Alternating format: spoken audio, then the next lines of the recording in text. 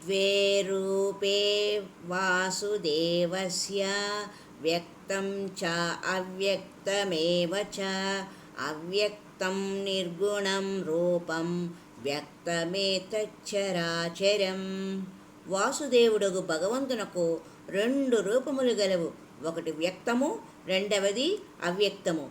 గుణాతీతమైనది అతని అవ్యక్త స్వరూపము. నిర్గుణం గుణభోక్తృశ్చ అని భగవద్గీత యందును భగవానుడు ఈ సత్యమునే వెల్లడించును. మనకు గోచరించు ఈ చరాచర జగత్తు ఆయన యొక్క వ్యక్తస్వరూపం కావున మానవుడు సమస్తము భగవద్విభూతియే అని తలంచి భక్తిభావ సమన్వితుడై పవిత్రాచరణ యుక్తుడై మెలగవలెను.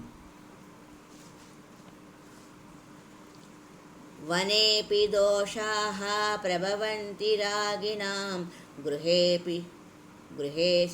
గృహేపి పంచేంద్రియ నిగ్రహస్తపః అకుత్సితే కర్మణి యః ప్రవర్తతే నివృత్తరాగస్య గృహం తపోవనం.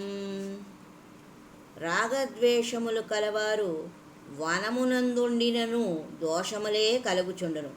గృహమునందుండినను పంచేంద్రియ నిగ్రహము కలవాడు తాపసుడే అగును.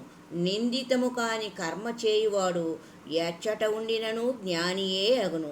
రాగరహితునకు గృహము తపోవనము వంటి పుణ్యభూమి అగును.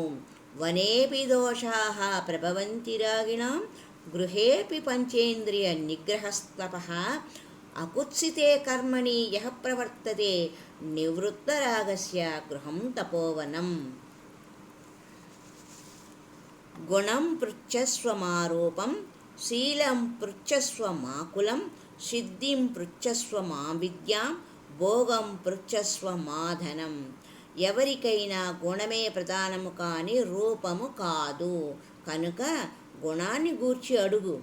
శీలం ముఖ్యం కాని కులము కాదు కనుక నడవడికను గూర్చి అడుగు.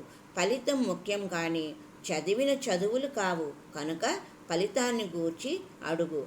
అనుభవించడం ముఖ్యం గాని సంపాదించిన ధనము కాదు కనుక అనుభవాన్ని గూర్చి అడుగు. హరి ఓం తత్సత్.